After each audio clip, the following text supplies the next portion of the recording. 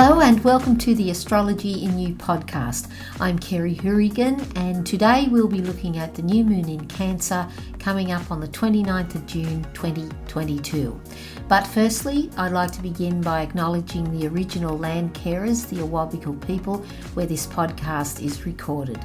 I give my deepest respect to elders past, present and emerging, and acknowledge the Awabakal people who have cared for this land for tens of thousands of years. I acknowledge that this land was stolen from them and that sovereignty has never been ceded. So just before we start, I'll remind you can get a free mini astrology report that includes a very detailed birth chart from Astrology in You. I created a video to show you how you can create a birth chart with transits at astro.com, for free that is, and you can find the podcast on iTunes.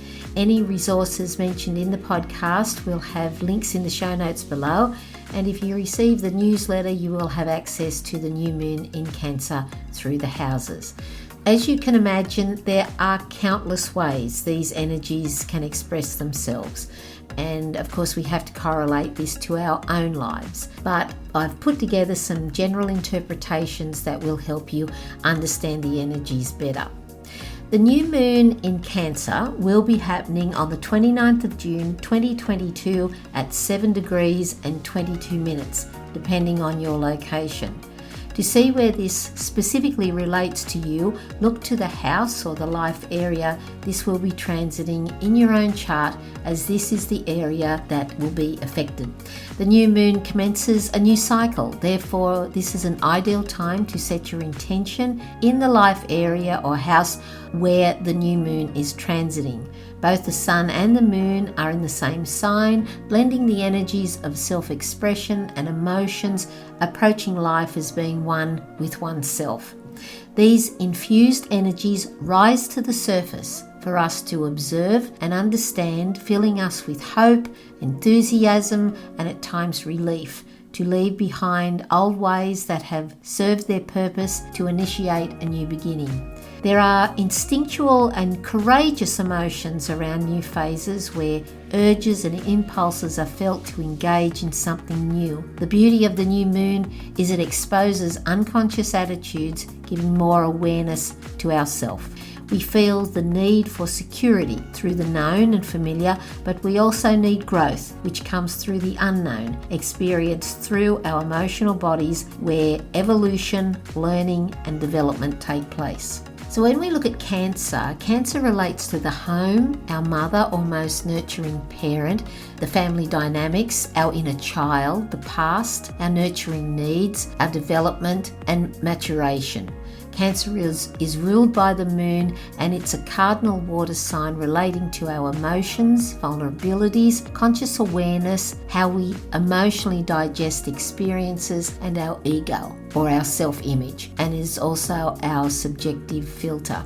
It is associated with sensitivities and our intuition. And if you look at your natal moon, that will show you how you handle your emotions. So this is the ideal time to get in touch with your emotions and intuition. The Cancer new moon invites us within to our emotions and sensitivities, our internal home. I've been revisiting the work of Byron Katie and I came across a couple of videos where Katie talks to a young woman about her mother and her marriage breakup, and she's called it Coming Home to Myself, and I thought that this was such an appropriate video that related to the new moon in Cancer. Cancer represents the desire to nurture and to be nurtured and our inner safety. However, when we constantly bombard ourselves with stressful and painful thoughts, from I'm not good enough to the young woman in Katie's video, we become confused by our stressful thoughts about painful memories. So how can we feel safe, loved or nurtured within ourselves? And if we can't experience the emotions of love, self-care and safety within, who else is there? We can slip into the trap of believing we'll have security in something outside of us, such as another person, money, a job, a house, etc. And it feels like our needs have been met for a while, but really these things can be taken away or can leave us at any time. So Practicing self-love and self-care enhances our security, but it must start with us, as all these external things outside of us are a bonus. And it has been my experience, just letting go isn't enough. We have to go deeper into our stressful thoughts and emotions, which relate to the wounds of the past. Wounds and hurtful memories of the past are making themselves known because it's time to investigate and make an inquiry with them in why we still feel this way, why they still affect us. We are ready for change, so when we do change, it's easy to let go and set ourselves free. And in the new phase, we have to let go of the old so we can begin the new. Cancer is an extremely sensitive sign, as all the water signs are. However, Cancer is the water sign of initiating. The Cancerian energy is so sensitive, the person can feel the pain of others, enhancing their compassion and empathy. Ever protecting itself and those they love, the Cancerian can be fierce and unrelenting. You only have to look at how a mother protects her babies. The shadow of Cancer can see how reacting on emotions can sometimes seem irrational. Moody and touchy for no apparent reason, they will withdraw back into their shell, away from any perceived threat, danger, especially humiliation or uncomfortableness. It is simply just too much to bear. And if you live with a Cancerian, it is best to leave them alone and let them get over their mood themselves. Let them come out when they want to. Don't try and entice them out. They'll only come crashing down on you like a tsunami. Now, if you are the Cancerian, these experiences are incredibly valuable and they help us grow if we investigate them. But if we suppress them and don't deal with them, they will present themselves again and even stronger to get our attention. That's the purpose of them, so we can deal with these issues. In these situations, we have to enter the unknown and unfamiliar, and we feel vulnerable and insecure. However, we have the Aryan qualities in the new phase that give us the courage and bravado to go there. It is such a liberating experience to do the work of Byron Katie, and it takes courage, but also takes gentleness and self-care. And it is a meditation. That's what Katie calls it, because it leads to self-love and it leads to freedom and liberation. So I think this is an ideal time to look at Katie's work, and it's free. I mean, she offers this free to everyone. So you just have to see the links below. I just love her. She's so wonderful. And I think you'll enjoy the 2-part video that I watched earlier. So other things that are happening as well is we have Jupiter in Aries squaring the new moon in Cancer, and Jupiter is the expander and it magnifies, and this can either be positive or detrimental. Now, squaring aspects come with tension, however this is necessary as it requires different approaches, but we always learn so much, which is typical of Jupiter.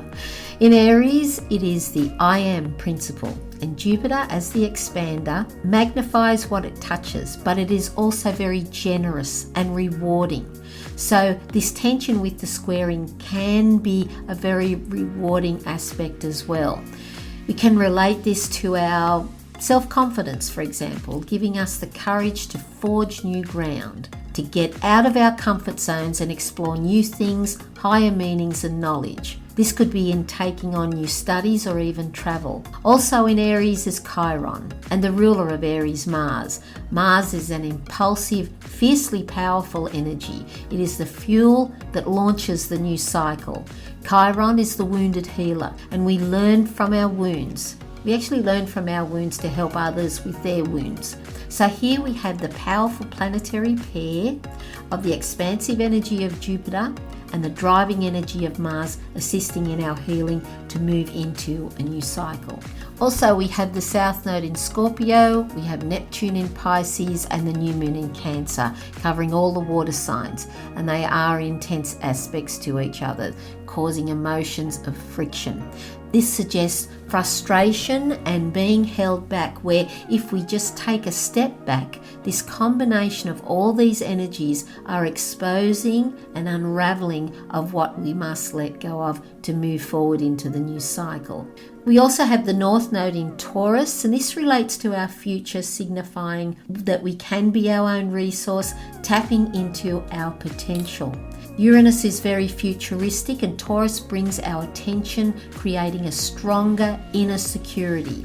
Many things are confronting us at the moment, and this is creating insecurity for so many people. So to find that peace and accommodate necessary changes instead of fearing them, trying to keep things as they are, even if they don't serve us anymore, we just keep feeling stuck and become immobile. So to help accommodate this moving forward through this great change, we have the Titan Uranus, also known as the Liberator, the Awakener, the Maverick, and also in Taurus in a wide conjunction to the North Node. Uranus brings change, but if it is resisted, can come in unexpected and sudden shocks as it liberates us from these limitations, rebelling against old ways that don't serve us anymore. And you can see there's this constant theme of letting go of the old and moving on to the new.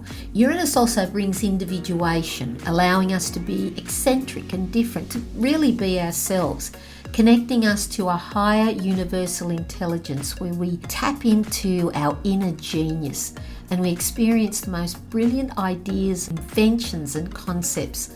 Uranus also brings liberation as we go through this enormous change. We're leaving the Piscean age and we're birthing a new age, and that's the age of Aquarius.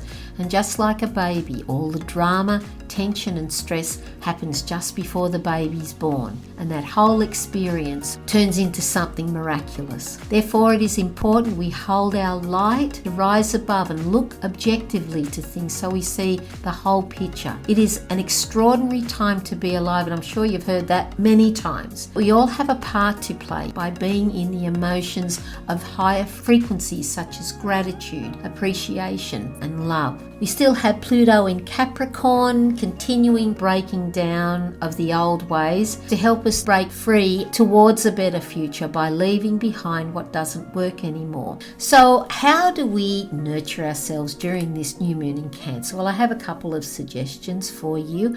Medically, Cancer rules the emotions, stomach, breasts, womb and ovaries. And here are some suggestions. Start a meditation practice daily, and you can do this with the work of Byron Katie. Nurture yourself where you need healing. Tune into your emotions and feel nature around you. Commence a new cycle by addressing your stressful emotions to break free of nightmares that we can get ourselves in. And of course, Byron Katie will help you with that. Acknowledge and appreciate yourself more. Forgive yourself and others. Live in the higher vibrations of gratitude, appreciation, joy, thankfulness.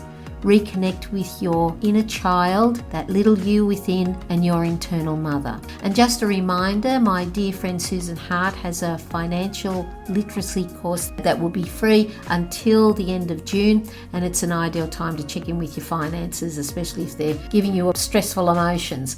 Before I go, something else I come across that I thought was so appropriate for the Cancer new moon as we move into the age of Aquarius, and this is the interview between an amazing astrologer, Pam Gregory, and Catherine McBean of the People's Health Alliance. It is about people who are creating health hubs in their local community. It is so inspiring. It's aimed to educate, support and empower people.